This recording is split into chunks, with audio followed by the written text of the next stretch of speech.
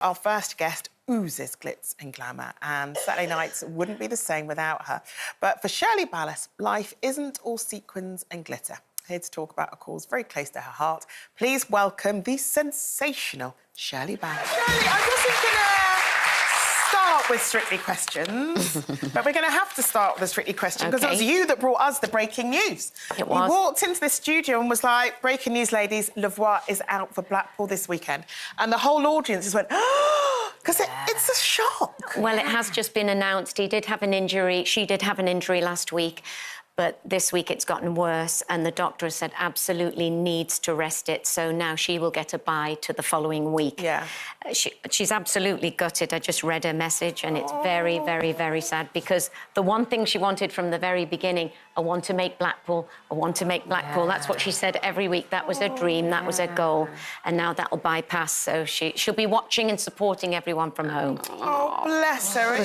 She did an amazing job. Amazing. You loved it. I loved it too. It was so old-fashioned, back to like MT, real style. I loved it. I thought she aced it this week. She ate it. That's in TikTok. I thought that's what you were doing TikTok trends. She was amazing. Yeah, she was. Well, look, what you're on here to talk about is something that is affecting your family and your mum in particular, and that is COPD, which, for those that don't know, it's chronic obstructive pulmonary disease. Can you talk through in like a daytime-friendly way that people can sort of understand exactly what that means and the impact it's had on your family? Well, for many years, when my mum got the flu or a cold, it always seemed much worse than I would get it, let's say. In 2002, her chest was really, really bad, so I took her to the doctor. The doctor was great. She said, I'm going to send you to hospital for some tests. Of course, she didn't want to go because she's as stubborn as a mule. But we eventually got her, and they did all the tests for her, and then the doctor told her, you have COPD. And she was not having any of it. Oh. Now, it does turn out that her father had COPD and her mother had chronic asthma. Oh. So that kind of runs in the family. I have to say, she is a smoker. She smoked from a very, very young age.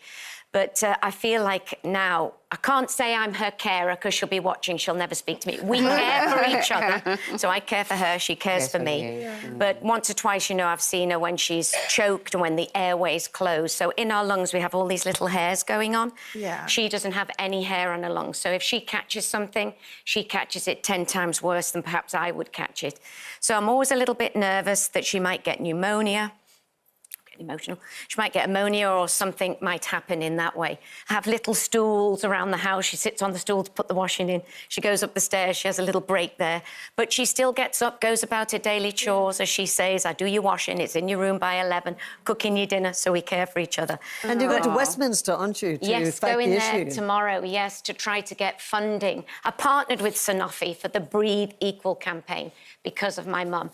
And for all the people out there, there's 1.4 million people who have COPD, and there is about 2 million people who are undiagnosed. And in certain pockets in the country, and the underprivileged, for example, they don't even have a means to get tested. So what I'm trying to do is make COPD something that we can talk about. I'd never heard of it till 3 years ago. So I want everybody to start talking about it. I would like Parliament to give funds so that we can try our very best to get the word out there. Because the reality is, it's a... Yeah, because... Do you know what? It's a thing that people don't really understand, and it's the second leading cause of emergency hospital admissions in the UK. So we're not talking about a small number of people. It's affecting so many across the country, and that's why you're working alongside Sanofi and the charity Asthma Lung UK in order to be able to highlight this so that people gain more of an understanding of what's going on in their own bodies and perhaps how to treat it. But this is the first time I've really heard about this disease. So is it something you're born with? No. So I say no, but I'm not sure. But all right. Not for my mum. Okay. That's smoking. It says, pollutants. It could be something in the atmosphere. So gradually, smoking and your lifestyle erode the system in your lungs. That's correct. That helps you breathe.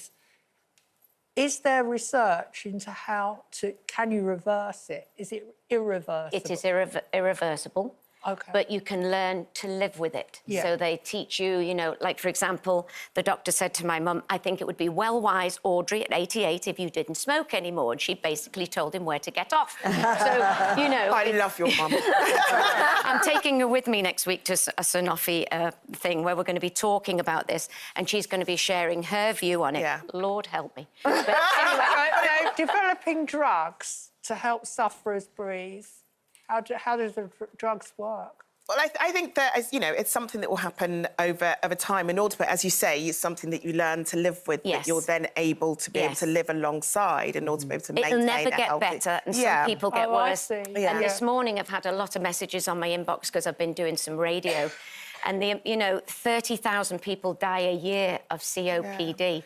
But it's an invisible disease, so you don't see it. So you look at my mum, she's 5 feet tall, much smaller than me, you know, and she looks the picture of health when she's all dolled up with a brooch and a coat. But actually, she's suffering. And that's I tell you what, hard. when I watch you, sorry, just to say, when I watch you on the telly, you are a fit girl. I mean, you really are. So, I mean, do you really purposely keep yourself up in the dancing sort of level and... you know, to keep especially fit to do what you do? I do my very best to stay fit. I stopped weighing due to Anne. To Janet, she threw my scales away the last time I was here. Yeah, I did. I told you. But my mother still weighs every day. Anyway, I do try to stay as fit as I possibly can. And I don't smoke, so, you know. Can I ask, the last time you were here, you were going through, you know, quite a rough time with trolling. But this year they've changed the rules ever so slightly, and so, therefore, every judge gets to take their turn to have the final say. Has that taken pressure off of you? Well, I think it's very fair that each judge gets the chance to send somebody home, because I think it's, for me, not the most pleasant part of the job. But even last week was extremely difficult. You know, we had Vicky, we had Balvinda. Balvinda's been in the bottom 4 times now, so a veteran. And poor Vicky got really nervous, made lots of mistakes. And it was just, it's difficult to send anybody home. But I'm happy that everybody gets a turn. And your son, he's going on to Traitors USA, isn't he? Well, he's got his semi-final tonight for Dancing with the Stars. So I'll be up all night. There's an 8-hour time change. And then Traitors on the 8th of January will be viewed. He's on from the United States, so yeah, I'm very excited. Glamorous family show. Lovely. I absolutely love it. Yeah. Well, look, we can't wait to see you in Blackpool on Saturday. We cannot wait to see what you're wearing in Blackpool on Saturday. Oh, what I'm wearing. We send all of our love to your mum, Shirley Ballas. Thank you.